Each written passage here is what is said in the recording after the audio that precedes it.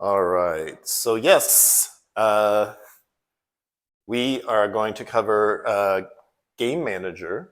So a Game Manager is essentially a script that is going to oversee some of the high-level things in your game, and it's applicable to just about every type of game. It's something that, regardless of switching genre, chances are you're going to find value in using it. There's very few game types that wouldn't use a game manager in some regard, and they're very, in addition to game manager, you can take that idea a step further and have managers for different aspects of your game, like a narrative manager, an audio manager, stuff like that. So the reason we're talking about this is because in the survey, it was one of the more popular things that was asked for in terms of what we could talk about. Preview, the next most popular one was actually Introduction to 3D and Blender. And so the next class will cover some of the Blender basics. So basically, the idea of a game manager is essentially that of like a director on a movie set or a referee. The point is, it's a single person responsible for making things happen correctly. And so you can imagine, like, if you had multiple directors on a movie set, that probably wouldn't go terribly well. It helps to have one person in charge of making sure things happen correctly. So, things that you can use a game manager for are things like tracking and switching between game states, like the main menu, you're playing the game is paused, the game is over. A game manager would handle that. Managing the transitions between levels, Unity calls these scenes. But like in, Mario, you've got world 1-1, world 1-2, and 1-3. When you switch between them, those are discrete scenes. And having a game manager persist and make sure that things are not only transitioned but carried over, things like score can be useful. Resuming save games or restarting from the current session would be handled by a game manager. Data like player stats, healths, lives, resources, score, saving and loading player progress, handling upgrades, experiences, or achievements. Last night, we had a guest speaker who talked about metagame and progression. So something like that goes across the entire game could be something that a game manager handles. Tracking playtime, countdown timers, turn-based timers or timed objectives, managing audio if this doesn't happen from a dedicated audio manager, settings like volume, difficulty control, language, applying changes when a new scene loads, game detecting win-loss, triggering end-game events, and debug tools if you've got your own debug tools. So, which it's, as Antanas mentioned, it's super valuable to create useful tools in advance that are going to help your game development along the way. Absolutely. And I think what you should do is you should start out simple and only add complexity as you need it. So if you find that your project is growing and that, that one thing you want to be aware of, and in fact, I think that's one of the things that I'm about to mention here, is that you don't want the game manager to become this gargantuan mega, like, you don't want to put all your logic in the game manager. It can be very tempting to do so. That's a terribly bad idea. And in fact, Unity, one of the approaches that's at the very core of Unity is the idea of components, and the idea that you can have all these things that separately handle things, almost like verbs, and you can put those components onto game objects to give them functionality. So if you have at first, I recommend starting with a game manager, maybe handling your audio. A good reason why you would do this instead of putting the audio on, for example, an enemy, is that, all right, if you want an enemy to make a sound when it dies, but the thing is, then you're also destroying the enemy. If you damage an enemy and you immediately destroy it, it won't play that sound because it just got removed from the game. So you would need to play that sound separately somehow. So you could do that centrally through a game manager, but you might find that eventually you've got so many things going on and you want to be able to coordinate when multiple sounds are coming through, and at a certain point it might be a good idea for you to have a dedicated audio manager. And the same thing goes for a narrative manager. If you have a lot of cutscenes, a lot of dialogue, and you find that your game manager is starting to fill up with that stuff, always beware when a script starts to get too large. I made a mistake when I made my first game in Unity, that I did make the game manager essentially contain all the logic of the game. And when you do that, a single problem breaks your entire game and your entire script. And it's very difficult to debug, and it's very difficult to look at and read. Whereas when you separate out your logic and put it in as small a script as possible to be very specific to what it's doing, it's very easy to isolate a problem. But the trick comes, and I'm going to get into this in a second, is like the most important thing that you wind up having to learn when you take this approach is how can I get all these different scripts to communicate with each other. We often do this by dragging in references in the editor and such. Getting a little bit ahead of myself. So let me get back on track with best practices. So we talked about, Antanas mentioned the singleton pattern. Now, if you just think about the word singleton, what does that suggest to you?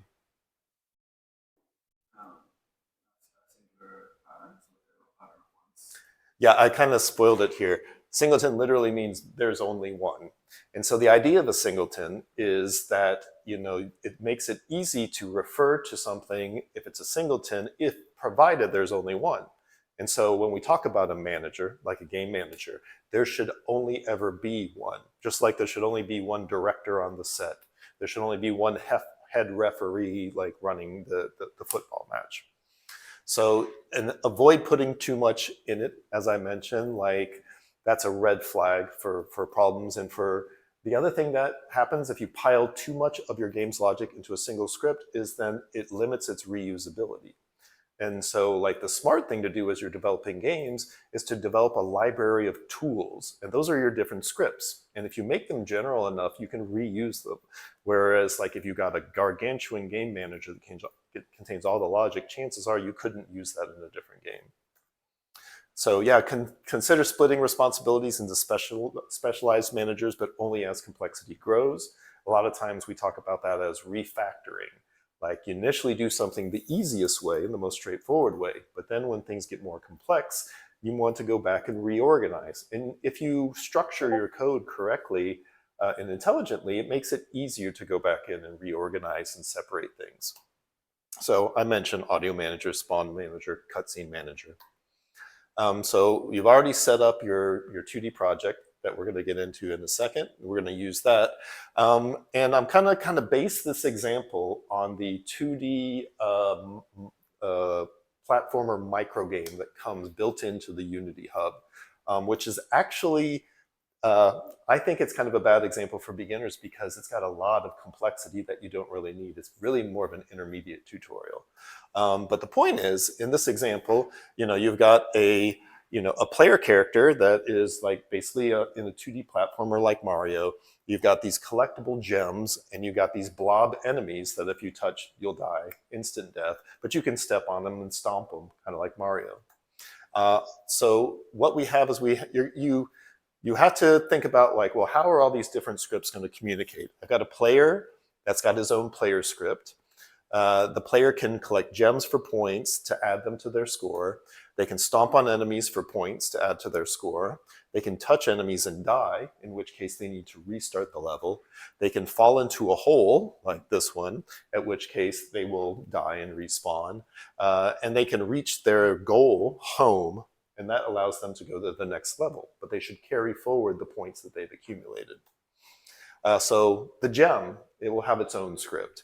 And the gem can be collected by the player, and when it does, it should play sound effects, and then it should be destroyed. It should disappear.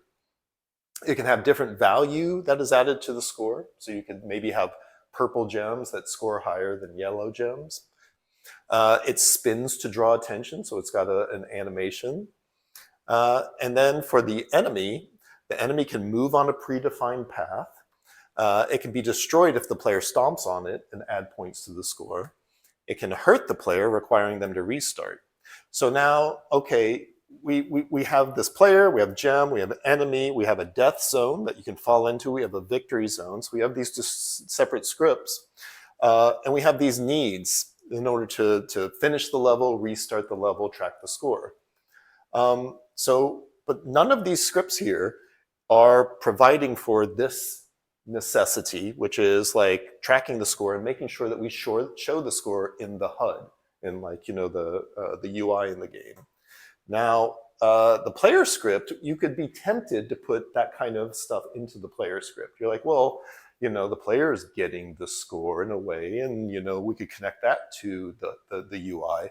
But the player script is already doing a lot. The player script controls player inputs, jumping, it monitors player health and death, it has collision, it has its own sound effects and VFX and its own animation. So we would really like for the player script to only do the things that are very specific to the player character.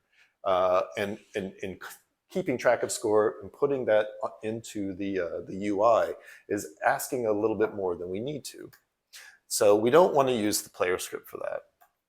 Now, oops, we forgot in our little diagram here about if the player dies, we need to reset the gems and the enemies and put the player back at the start. Or if the player wins, we need to go to the next level, and the next level needs to be reset. So now we're looking at this spaghetti mess of connections that we might have to make, references that we might have to make.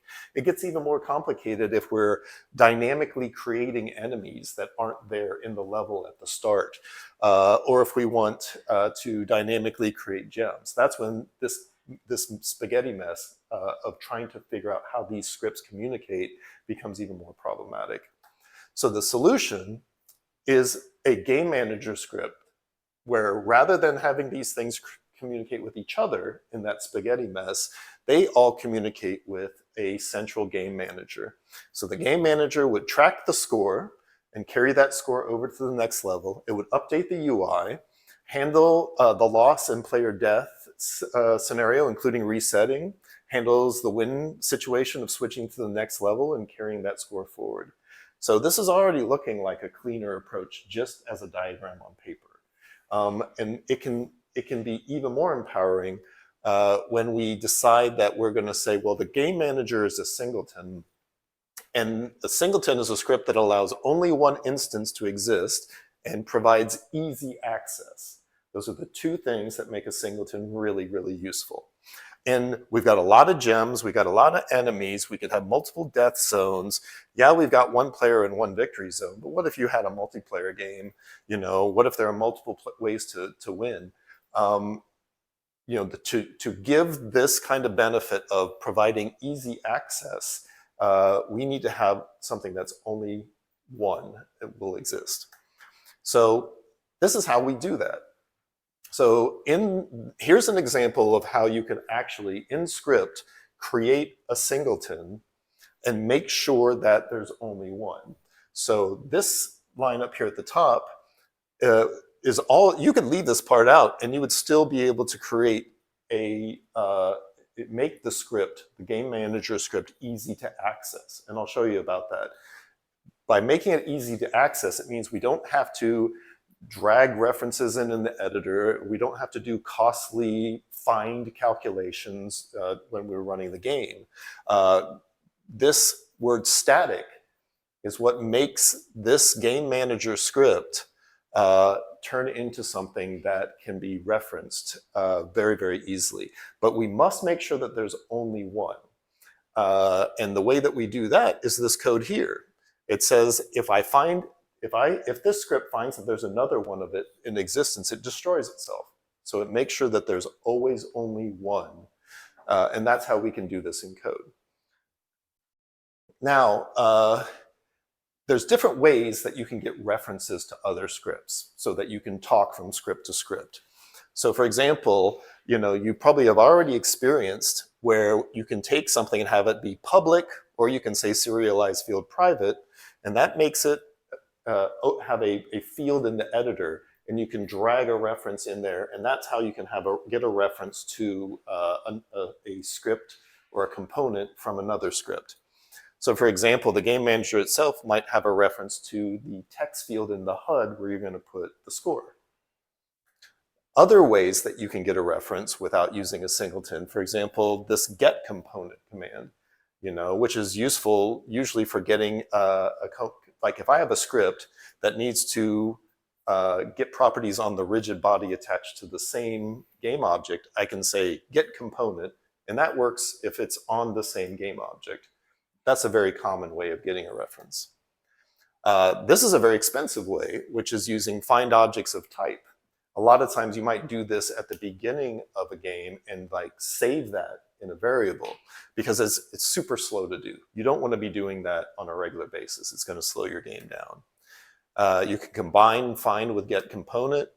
You can use tags like finding something that's tagged with player or tagged with enemy or tagged however, which can be useful. But again, it can be super slow. It can not work if you misspell the string of the tag. If you have like a character that has a bunch of bones in a hierarchy, you can use transform find, and that's frequently for like, okay, on the player character, I want to find their hand, and I want to spawn an object in the player's hand. So I can use transform.find. So these are all the different ways that you could get the references you need to have scripts talk to other scripts or other components. So the point is, some of them, are fast. Some of them are slow. Some of them are somewhat unreliable. The first two don't work if you're dynamically creating, the prefabs that you're going to use. Like if you're dynamically spawning extra enemies or something, you won't be able to use these. So the singleton is fast, it's reliable, and can be dynamic. And but you can only have one of them.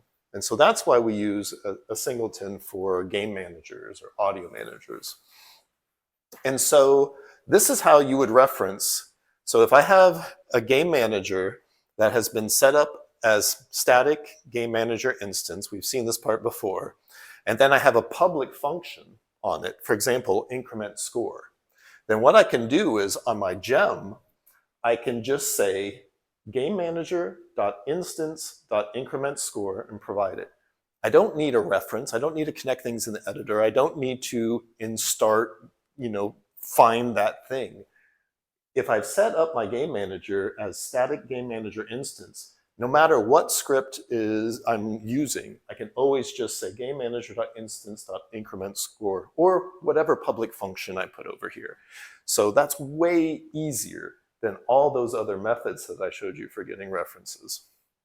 Now, why not use a single for everything then? Like, seems like a really easy way of being able to refer to something without having to do all those complicated techniques, although like find by tag or any of this kind of stuff.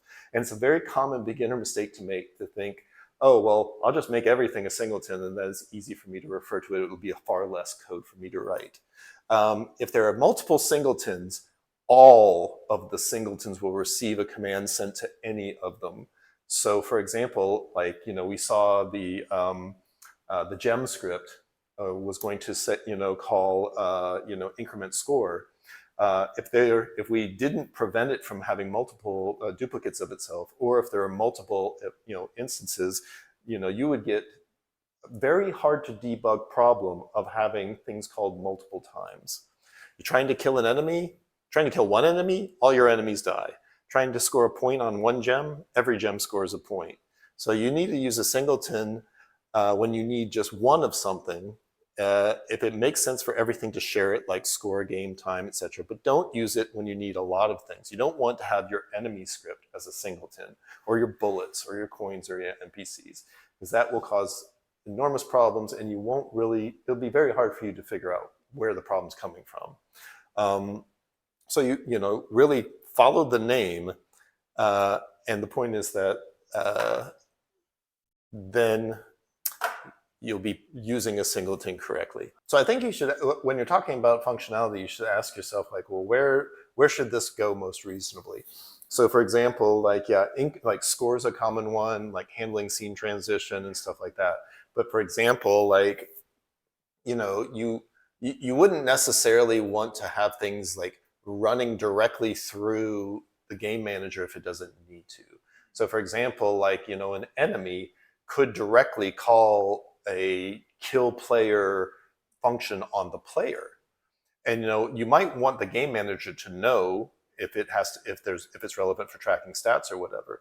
But there like everything about computers, there's always multiple ways to do things. And I think that you should experiment with, like, okay, uh, actually, even more so than experimenting, one of the things that can be really valuable about looking at a finished game that you can get, like an example game or something, is to see how other people architected their game. Because things that, you may see somebody that's like, oh, they did it this way. Oh, like the 2D platformer micro game, like, has a separate script for handling.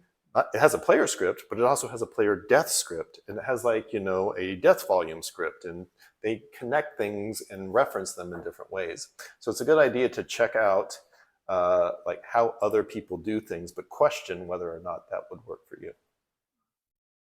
So what we're going to do in this 2D scene is that we're going to create a very simple representation of a game, and then we are going to create a game manager that will help us to track score and to do some of the things that we're talking about. So we'll actually practically use a game manager here. So one of the things that we're going to start out with, you've got your scene here. This will be a little bit also a lesson on working with kind of the basics of 2D.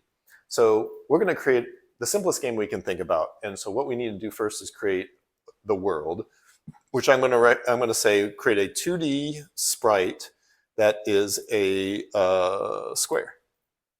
And I'm going to name this square ground.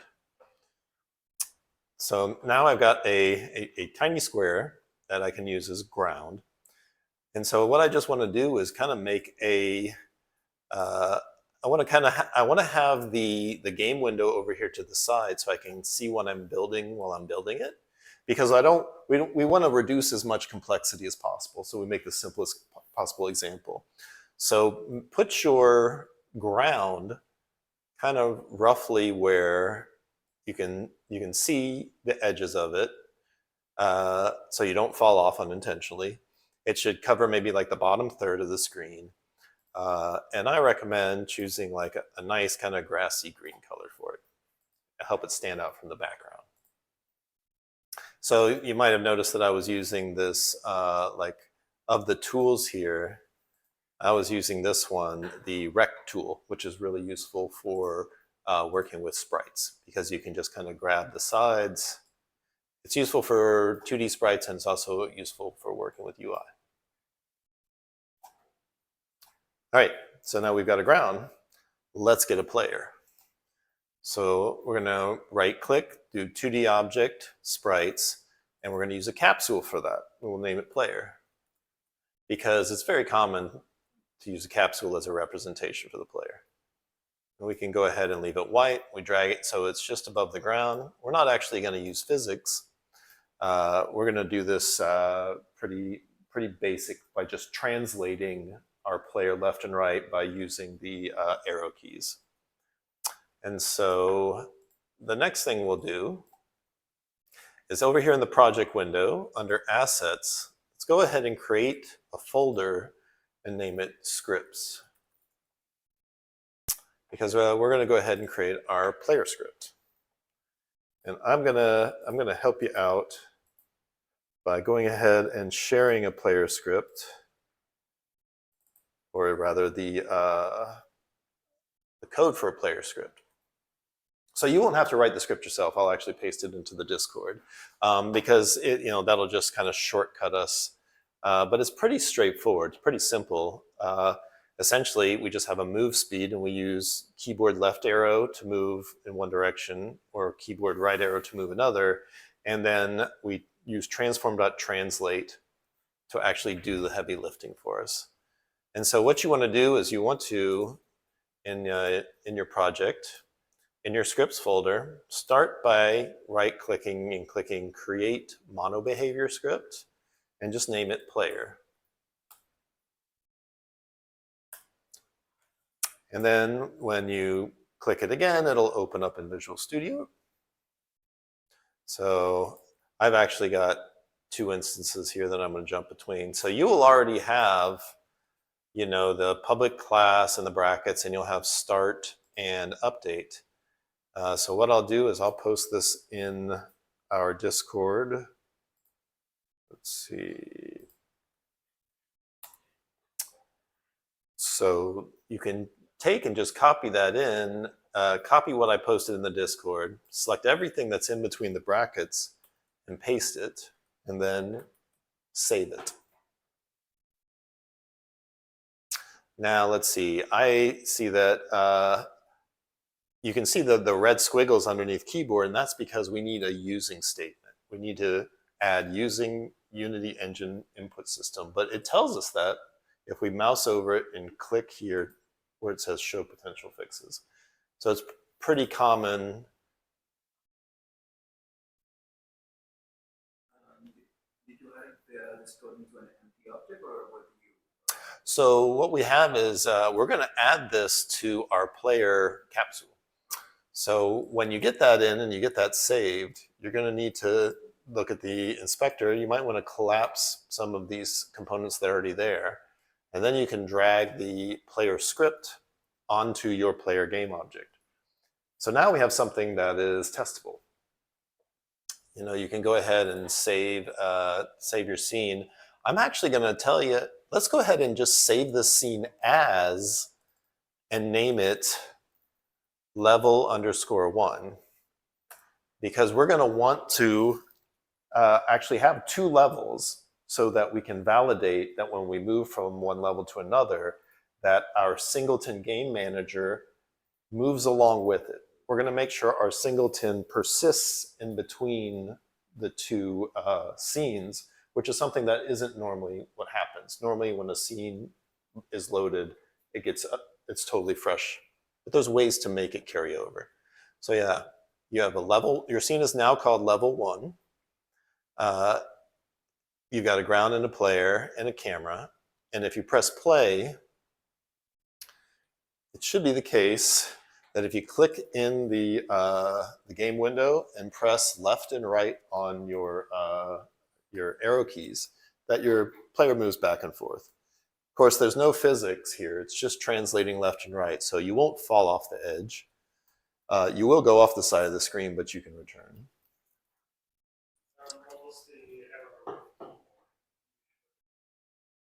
Oh, which arrow keys? Oh, the error is that what you do is if you click on the error, it will show you that the way to fix it is by, let's see, I wonder if this is the one that, yeah, okay. So when I have this issue, if you mouse over the error, it says the name keyboard does not exist, show potential fixes, and it has this, this yellow light bulb with the X through it. If you click the arrow next to that, the very first recommendation is, hey, maybe you should try using Unity Engine.input system. And when you click on that, it automatically adds it to the top. And that can happen a lot if you forget that you don't have access to these using statements. Allow you to get access to all of the commands that are in this library, so to speak. And you created the script code with monobehavior script in green, right? Yeah, exactly. So yeah, when you were in your scripts folder, you right click, create monobehavior script, and then you name it player. Absolutely.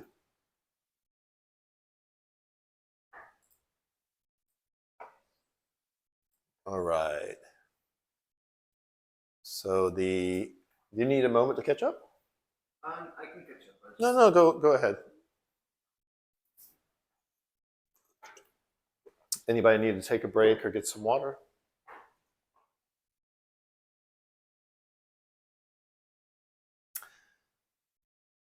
So the next thing we need we're going to create a representation of a gem. So the same way we created ground and we created our player, in the hierarchy, if I right click, go to 2D object sprites, we can get a isometric diamond, which if we rotate that 90 degrees, winds up looking quite a bit like one of our gems. And if we open the sprite render, we can even change the color to like a yellow. And then our rough approximation of a gem And so instead of being called isometric diamond, we're going to want to name that gem.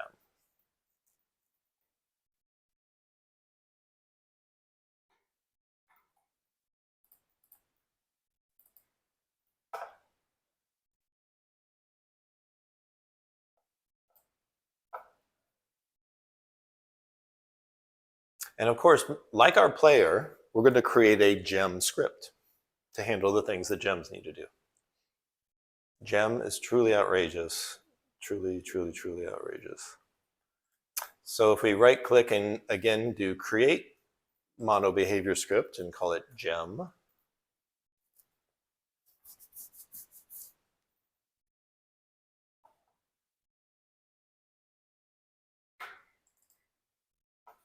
And then you double click the gem script to open it up. What we're going to do here is actually we can get rid of everything that's in there, just delete it, and we can start to type on trigger enter. This is something we've used before. On trigger enter can be really useful when you have a box collider marked as a trigger on your object, because when something goes into that box collider marked as trigger, it will automatically trigger this function. And so, but what? Yes, the 3D version. So, oh, yes, thank you very much. On trigger enter 2D is very important. Thank you, Johannes. But what we're going to do first is we're just going to test this out by having a debug statement. So we're going to say debug.log, gem collected, add 10 points to your score, just to see that it works. And be sure that you save your script. Eventually, this script will call a function on the game manager. Actually, while we're here, we can do one more thing, is that when you collect a gem, you normally get rid of the gem so that the player can't just repeatedly trigger it. So let's go ahead and call destroy game object. So the destroy command obviously removes something. When we give it this game object as a, what's the word I'm looking for here? As the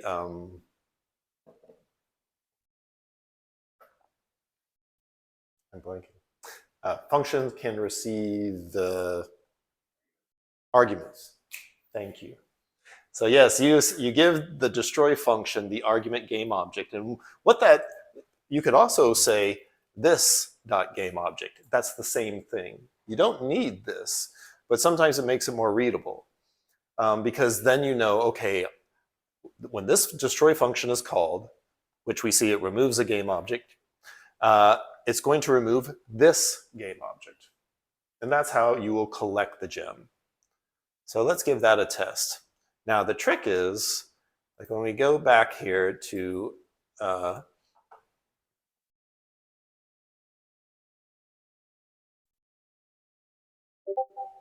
why that's you see, but if I clear it, it goes away. Sometimes like you're like, how bad is this error?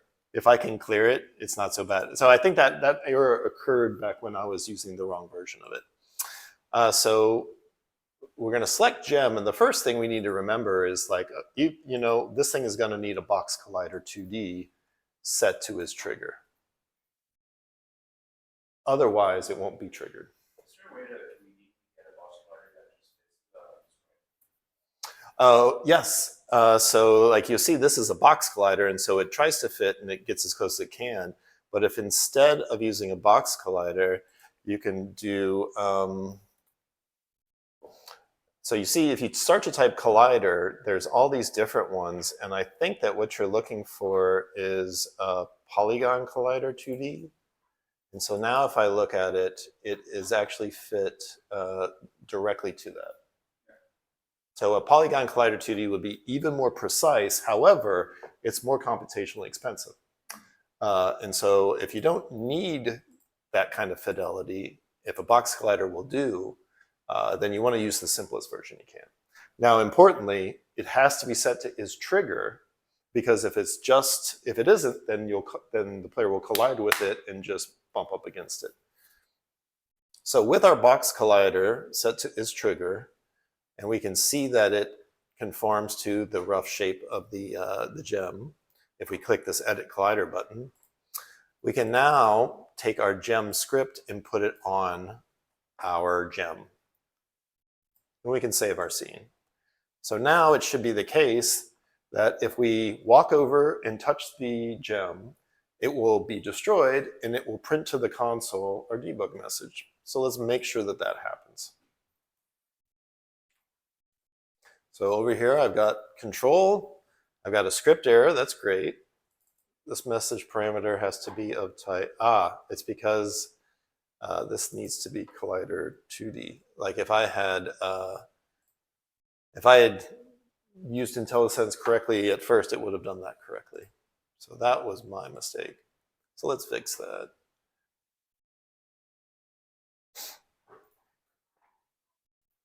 Yeah, when you're working in 2D, you got to remember things are 2D.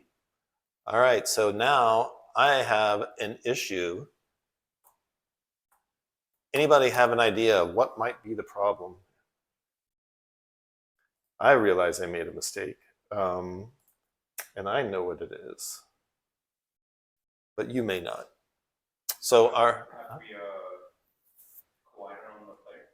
there has to be a collider on the player, and one more thing. Yes, and they both have to be 2D. So yes, our gem has collision, but our player doesn't. And our player needs both a box collider 2D, and it also needs a rigid body 2D. And the rigid body 2D should be set to kinematic. Anybody have, I know I just threw a lot of stuff at you, so does anybody need an explanation of those two components? No problem. So, you need, when you want to detect a collision between two things, they both need to have a collider like box collider, because that's how those are detected. But one of the two needs to have what's called a rigid body. If this rigid body was set to dynamic, it would say that I intend to use physics calculations. I'm going to move things using forces. Whereas if it's set to kinematic, it means I'm not using physics forces like push and pull and stuff. Instead, I'm going to just translate things directly. I'm going to change the X and Y values directly. So and it takes a while to grok this, but there's two ways to approach how you move things in a game like a 2D game in Unity. You can either actually say, change the X and Y value precisely by this, or you can instead say, this thing weighs this much and I'm going to apply this much force to it. But you shouldn't combine the two. You should decide, I'm either going to do things using physics, and I'm going to use fixed update rather than update. I'm going to use dynamic rigid body rather than kinematic. Or you can say, and for a simple game like this, it's much easier. It's easier to use non-physics approach, but physics can give you a lot of interesting, things and abilities to tweak, like changing something's mass or the amount of force that you apply, or having it bounce off things in natural, interesting ways. So, but that's also the kind of thing that it takes a while and a couple of different dabbling in the two different approaches. The thing to watch out for is not combining the two. If you're trying to move one thing by translating and being kinematic and other things like your player with forces, you're eventually going to run into really nasty bugs and problems. So you need to go all in one way or another. So yeah, with our player having a box collider, this is not set to trigger. This is a regular collider, and it has a rigid body that's set to kinematic. Let's save our game and let's now see if our gem can be collected.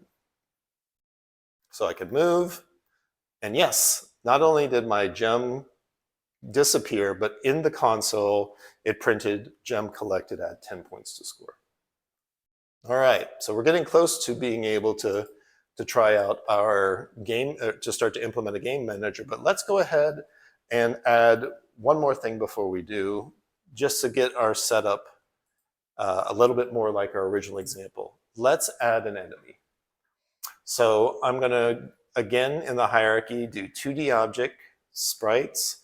This time I'm going to pick a hexagon flat top, and I'm going to name it enemy. I'm going to make it kind of like that blob thing in the example, maybe a little bigger. And of course, it's threatening, so obviously I'm going to make it red. So we have our enemy here. And so it should be the case if the player touches the enemy that the player dies and we reset the level. So we already know that in order to detect, we're going to do the same thing that we did with the gem. We're going to put a box collider 2D on it, and we're going to set that box collider 2D to is trigger. So, because these two things are very much analogous. We won't destroy it when it's touched. We won't go into the complexity of player can jump onto the top of it and kill it in that manner. We just want to be able to create the scenario where we have a win. We're going to have a lose condition. We're going to have it so that if the player touches the enemy, they've lost and they need to restart the level. And then our enemy will do that for us. So we're going to need an enemy script. So if we right click, do create mono behavior script, name it enemy, and then open it up. I've got multiple things, multiple versions of Unity open, so it's getting kind of confusing. Let's see. So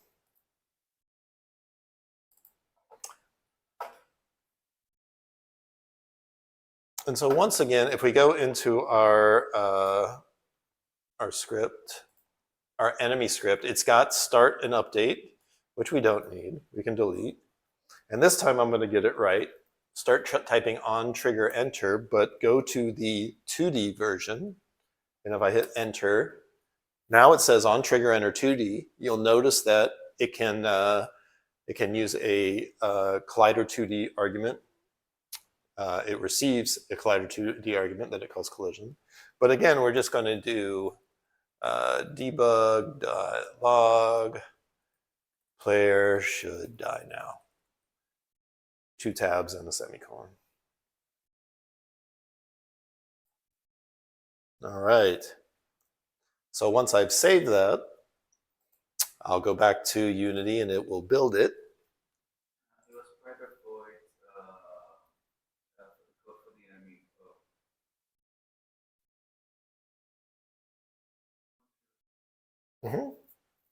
So if you start typing on trigger, it should get IntelliSense should try to give you suggestions. And make sure you pick the suggestion on trigger enter 2D. And if you hit tab when you do, or actually if you click on it, it should fill this thing out and it should leave you a space to put the things that are to be executed here. So now we can go back, and of course our script will do us no good if it's not actually on the enemy. So we drag the script onto the enemy. And then we save it, and let's run the game to test that when we touch the enemy, we should see the debug, player should die now. Perfect. So now we've created a scenario where we have a player that can accumulate a score and also an enemy that will kill the player and create the lose condition. Actually, let's do one more thing before we get into GameManager. Let's allow the player a win condition. Let's let them get to home, or like for Mario, that would be, the flagpole at the end of the level. And so we'll create that. So if we right-click, do 2D objects, sprites, I think it seems like a house would be kind of close to a triangle. Let's name this home. Or whatever, you can name it what you like. You can maybe, I'm gonna stretch it out and make it a little bigger. And I think that, let's find I think purple seems like a reasonable win situation, maybe something close to fuchsia so it stands out better. So now, home. And we're in this exactly like the other two examples, exactly like the enemy and the gem. We're going to need a box collider 2D that is set to is trigger. We can double check that it looks pretty good. And then we can create a home script. Create mono behavior, home.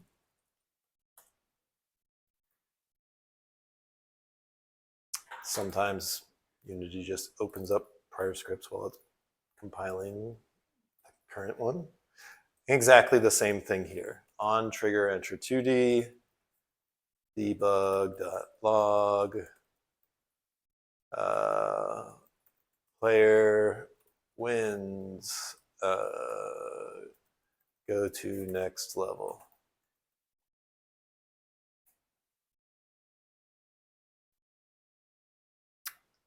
Then we put our home script onto our home object.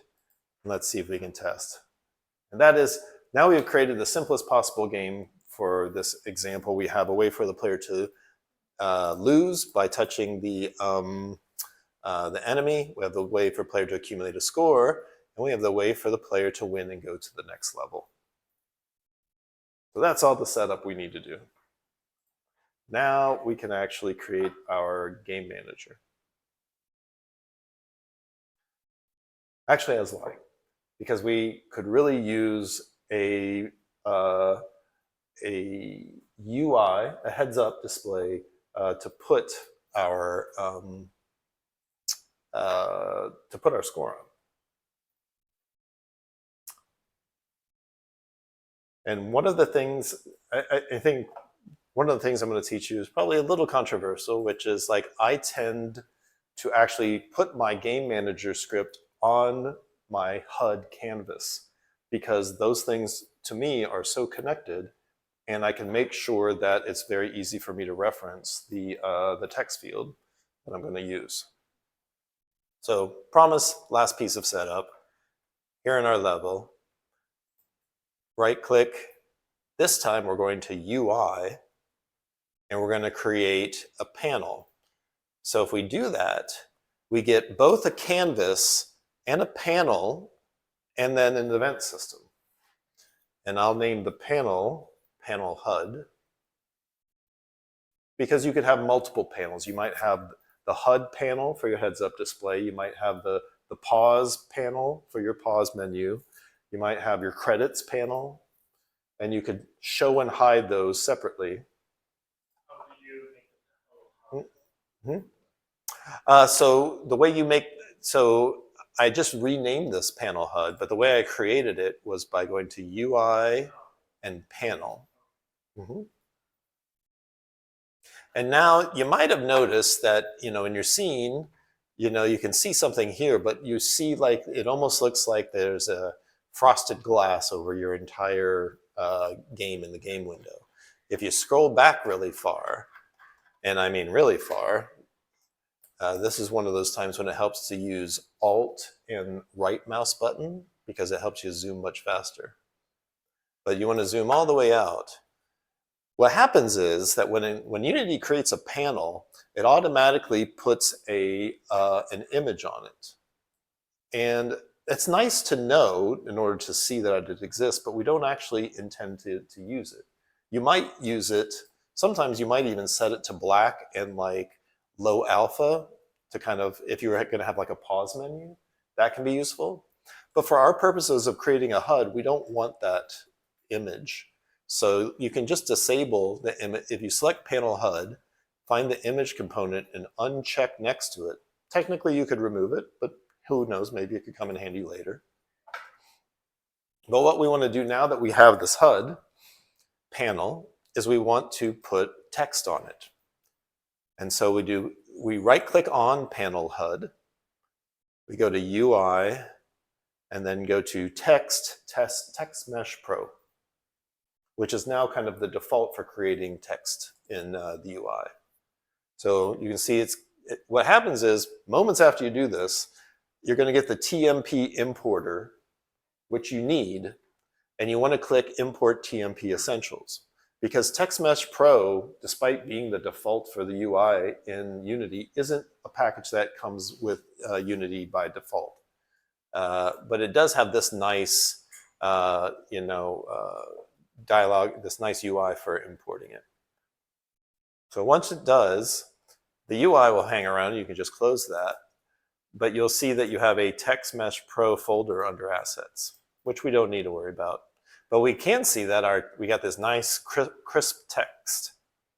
So the first thing I want to do is I want to make sure that it's clear that this is text score, and I'll call this title, because what I like to do is to separate out the word score from the actual text, the actual numbers that are going to change.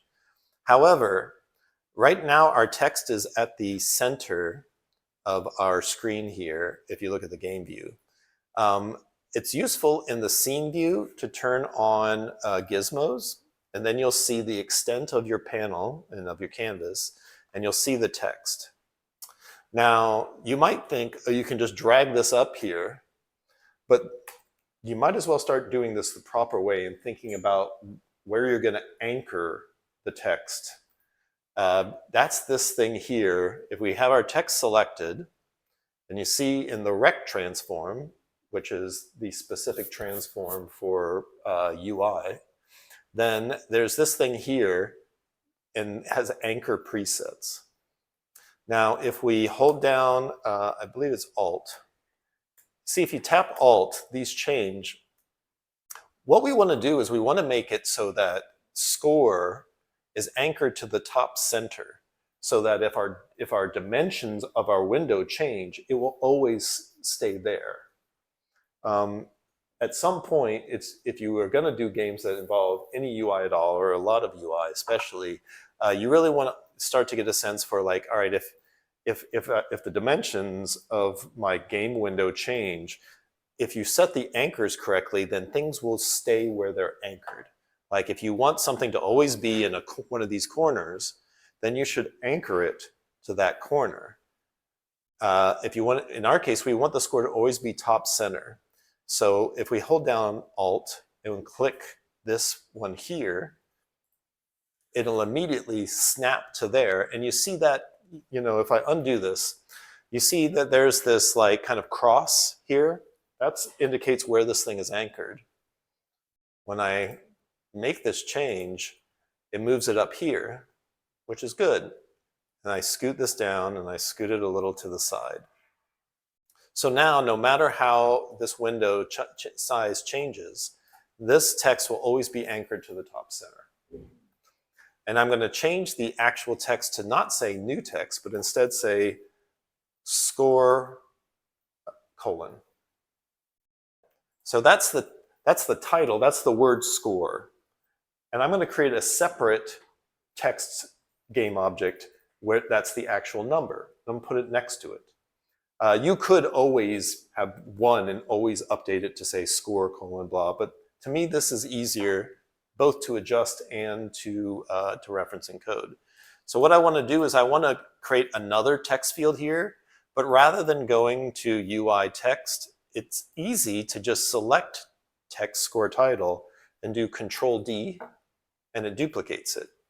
So I will call this text score content, or sometimes I'll say, more often we'll say text score value. So there's the title and there's the value. And so what I want to do now is I just want to pull this over to the side so it's next to it. And then for the text that is actually going to go in there, this will be the numeric value of the player's score. But to start out, to make it easy for me to know that something's happening, what I do is I put XXX. Like if I expect 3 digits of a score, or 4 digits of a score, if I put XXX there, then when the game starts, when those X's change to a value, then I know that the game is actually working. So now I have a basic HUD that has, the title, score, and the value. Now we can make the game manager.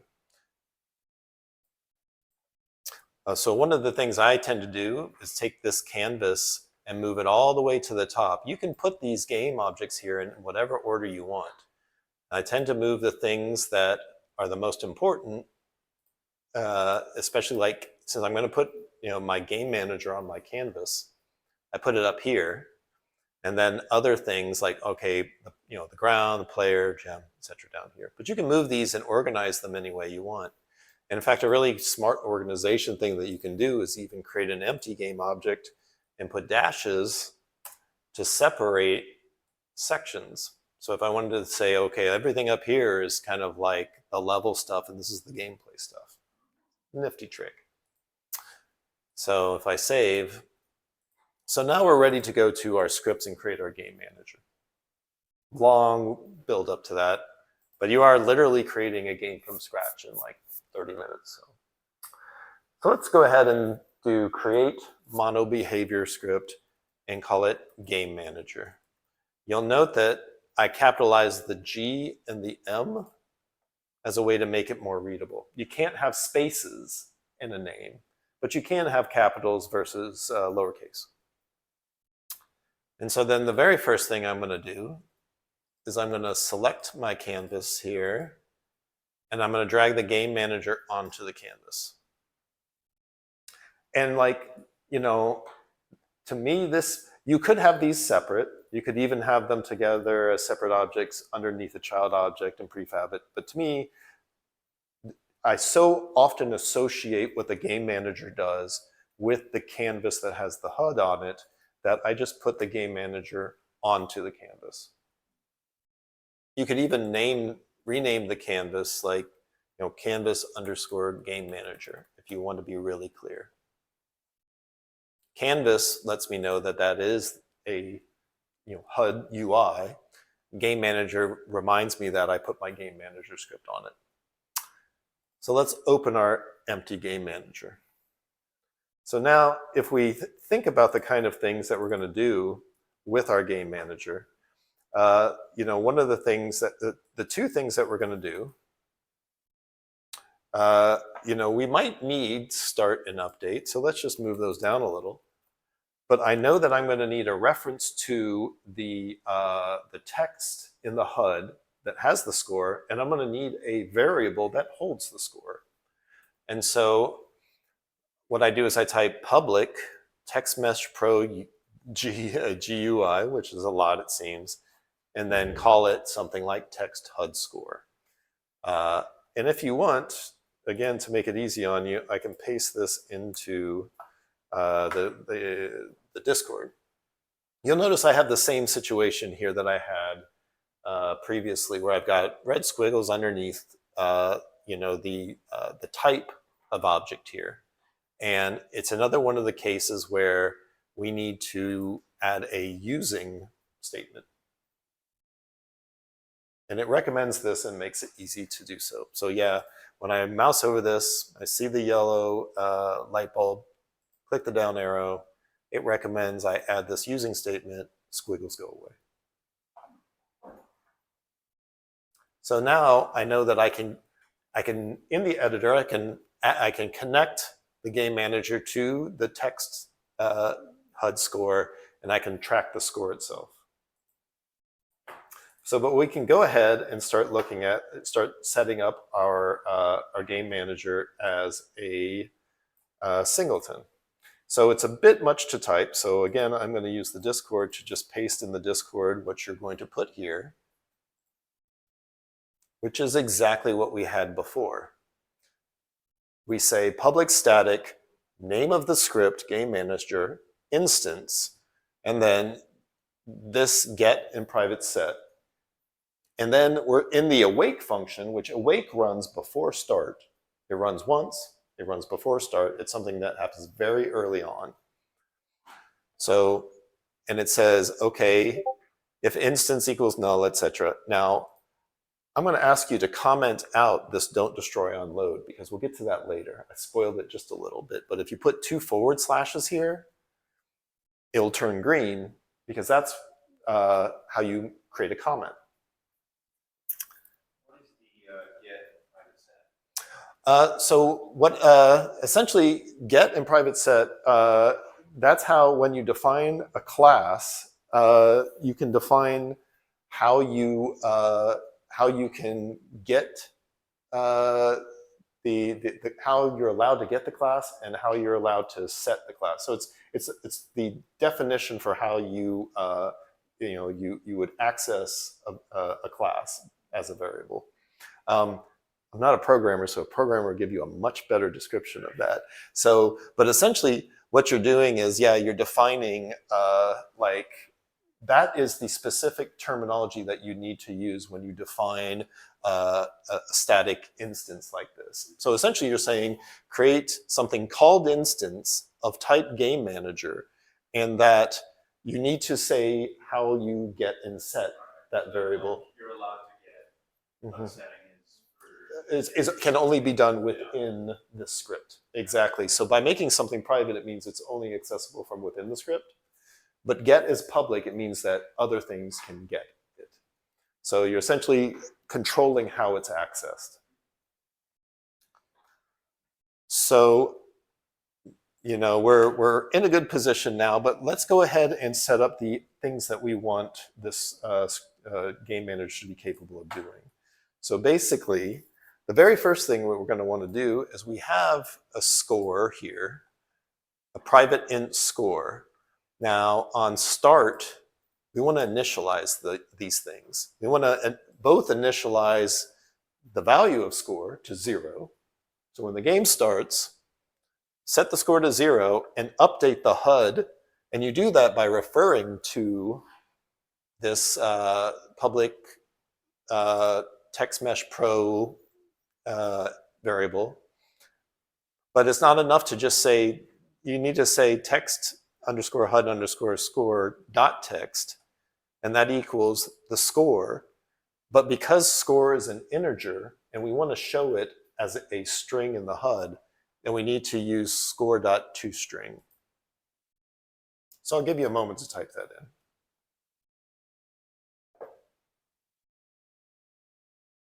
So that's probably one of the first things that you should always think about when you are actually creating a variable. You're like, okay, I have a variable I intend to use. The very first thing I should think about is, well, I need to initialize it.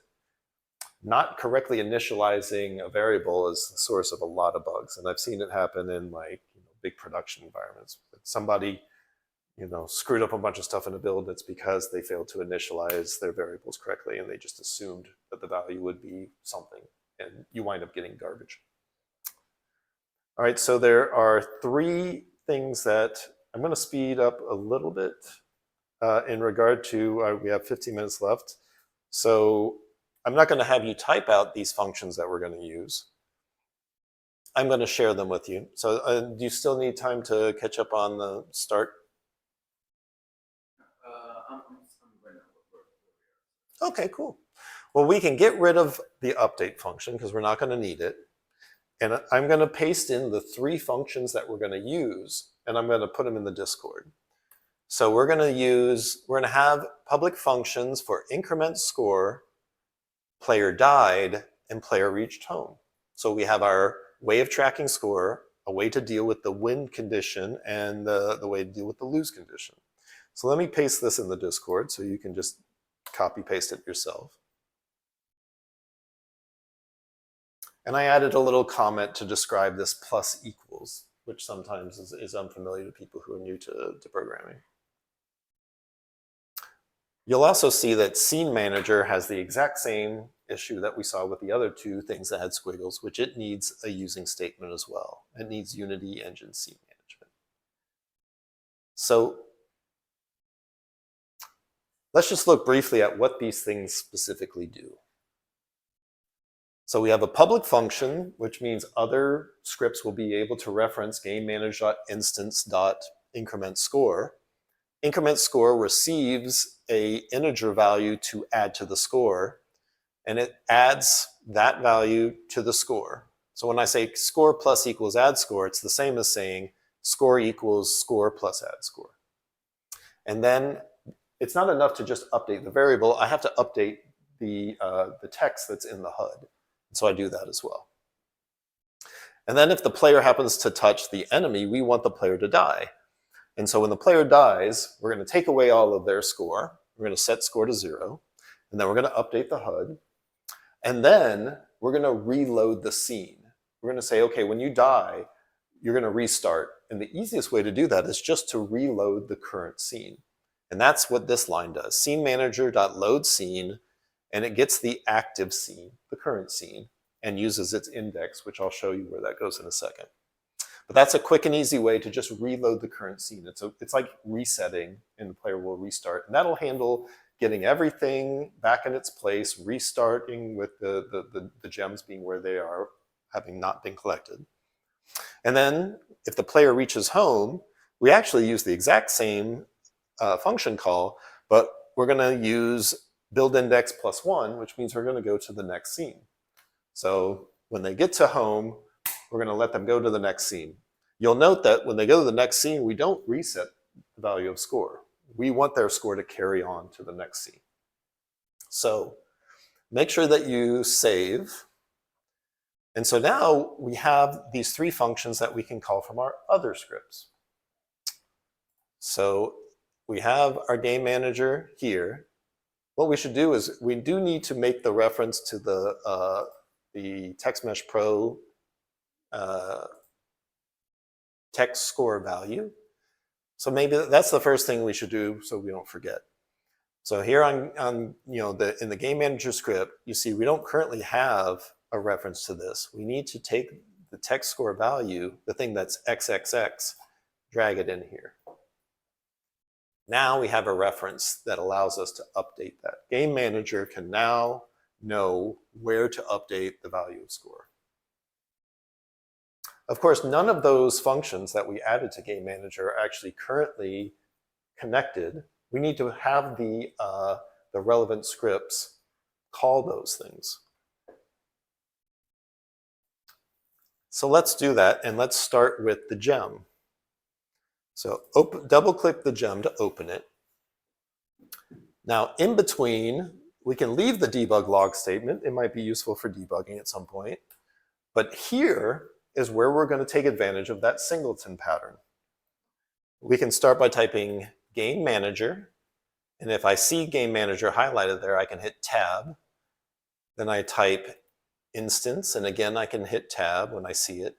Now, if I hit the period here, it'll show me all the things I can add, and one of them is increment score, and that's what we want. And then we do the value of 10 points, because that's what we want a gem's value to be. And so that's all we have to do. We save it. So now, when you enter this trigger, when you enter the trigger of the gem, it should call GameManager.instance.increment score, and it could tell it to increment. It tells it to increment the score by a value of 10. So let's test that out. So no need to connect things in the editor. Should be the case that, okay, I can move back and forth. I move over and I collect the gem, and I see score is now 10. Sweet. And we also have our debug. So now we'll do the same for the enemy. So the enemy, after it's printed to the debug log, we'll do GameManager.instance.see. If I forget what that was, I can look down here, and the things with the purple, the fuchsia box are functions. So player died. And it doesn't take any values, so I just put open parentheses, close parentheses. So now, if I save this, and I go back to my game, it should be the case that if the best way to check this, to make sure it works, is to first walk over and grab the gem, so I have score of 10. But now, instead of going to home, I'm going to touch the enemy. Boom. Everything resets to its initial positions, and the score is reset to 0. We could also play a wah, wah, wah, or some equivalent, right? So now we have those two things set up. Let's set up the last thing. Now, so that is the home script. So home is going to call GameManager.instance.player reached home. So you see how if you name your functions in a way that is reasonable, it makes it much easier to find them. So now we can test. Well, we've run into a problem because if we try to do this and we reach home, we get an error. It's like you're trying to go to a scene that doesn't exist. Well, that makes sense because we haven't yet created level 2. So let's do this. Let's create. It's pretty easy for us to just say, okay, level 1 is set up. What if we just do File, Save As, put it in Scenes, and call it level_2. Save. Okay, so now we're in level 2. Let's slightly change something so that it's clear that this is level 2. Let's change the ground color to like brown. So now they're identical scenes. We can move things around if we wanted, but that should be enough. So now if I go back to level 1, the ground is green. So if I progress to level 2, I should see that the ground is brown. Also, the gems should reset. Now, still didn't work. Now, the reason is because when you have multiple scenes, you need to set them up in File, Build Profiles. So this window here, where you have your scene list, you need to put all the scenes that you intend to be in your game in here, and you need to put them in an order. In fact, the only thing that's in here is the sample scene that we're not actually using. If we click Open Scene List, if we select that and hit Delete, we get rid of it. Now, the way that we add scenes to this scene list is by clicking Add Open Scene, which means that to get level 2 in there, we actually open it and click Add Open Scene. Now, if you get the order of these wrong, you can actually drag them to change the order. But you need that set up. And so if you had level 3, level 4, level 5, etc. So now let's go back to level 1 and see if this works.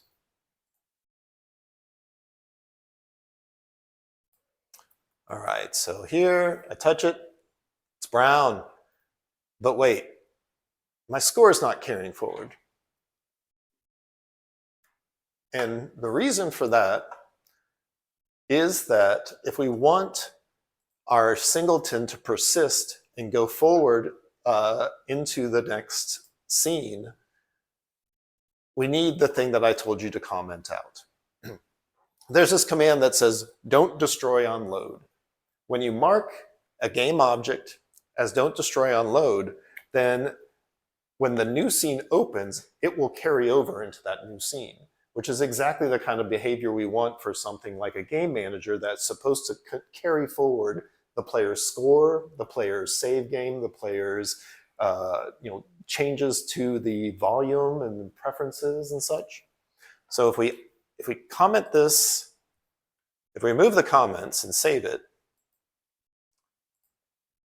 one of the other things that I can do is actually show you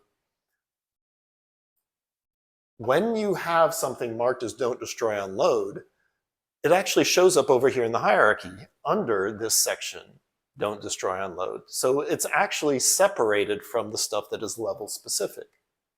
So now my canvas is no longer here. It's in the section called don't destroy on load. Now, if I collect something and I get my score and I go to the next level, the score is persisted, it's still carried over, and it's there.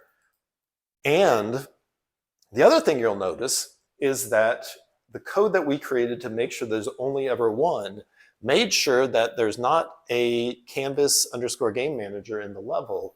There's only one, even though it carried over. It destroyed the one that was already there.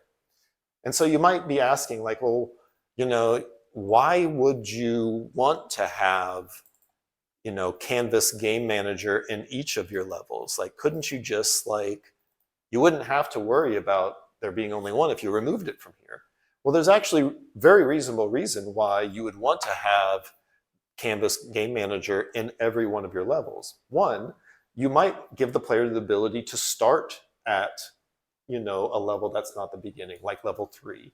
Like you could let them jump there. That might be where their save game reloads. The other reason is for you, when you're working on your game, if you only had this in level 1, when you go to level 2, you've got a broken level.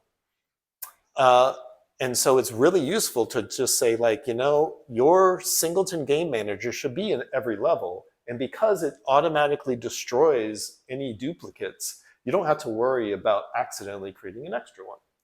Which is why it's vitally important that you do include this code here to make sure that there's only one. You can create a singleton with only this, but then you run the risk of having multiples pile up, or it's on you to make sure there's not a separate one. Actually, when we were doing a game jam, we actually forgot to do this, so the programmer had to check manually that each level had its own person. You see, and managers, and it was just a pain. And if this little bit of code can save you all that headache. And so it seems like a bit to remember, but like ChatGPT will tell you how to make this if you forget. Like you can pull up other scripts and just get used to, you could actually create a empty game manager script that's essentially just game manager and this code. And then just say, okay, whenever I create a new game, I copy this game manager script into it that makes sure that I have a game manager that's a singleton, and then I can add anything that's relevant that I want, but then I won't have to remember this every time. So work smart, not hard. But that's it. Do you have any other questions about how we've set this stuff up? No, it's pretty straightforward how you're just kind of calling onto, it's just kind of basically calling information from the game manager to every object. Yeah. Another thing that you mentioned for ChatGPT, another good place for reading code, reading from code is usually the servers of the engine. Like Unreal has a lot of pre-made codes that you can just kind of grab from there with basically tutorials that explain how this is not broken. Yeah, that's why I really recommend, for example, there are. It's really useful to look at other people's code, and so you can go to things like this learning section in the Unity Hub, or actually, it's easy to forget that if you start at projects and actually do new project, but then instead of choosing one of the empty templates, you can go to sample. That has some examples, or learning that has the 2D platformer microgame or the FPS microgame. And if you look at how these things are set up, it can give you an idea of the quote right way of doing things. But as I mentioned, actually the code for this 2D platformer microgame is really, to me, unnecessarily complicated. And so look at it, but then you can realize all right, they do things like they created their own kind of queuing system for when events happen, so that if multiple events happen in a frame, that they handle them in the order they occur. And I'm most people are not going to need that in a 2D platformer game. And when you look at it, that complexity confuses you early on, and then when you start trying to modify it, it creates weird bugs, and I experienced some of those. So that's also one of the pitfalls of looking at other people's example projects. You need to get a sense for it can be very hard to start from something that's more complicated than you understand and then learn it and make it work. It's far better to start with something that is ridiculously simple and add to it step by step, so that when you break something, you can take a step back. And that is also why we talked earlier about version control. And actually, let's see, there is I actually created a video for how to set up version control. So if you ever want an interesting, if you ever want an easy tutorial, because it's not that difficult to do, and there's a lot of value in setting up version control when you get to a certain point in the project you're developing. And it's the kind of thing that you don't need it until you need it, but is the ultimate undo. Like there's a lot of things you can intentionally or unintentionally do in Unity that aren't things you can undo, that are unrecoverable. And so like if you want, here I'll actually, because we're talking about this, I'll go ahead and paste this into the chat in case you want to, it's never too early to start getting your brain around version control. And it's not nearly as complicated as it sounds. And I think that tutorial will help you kind of walk through it.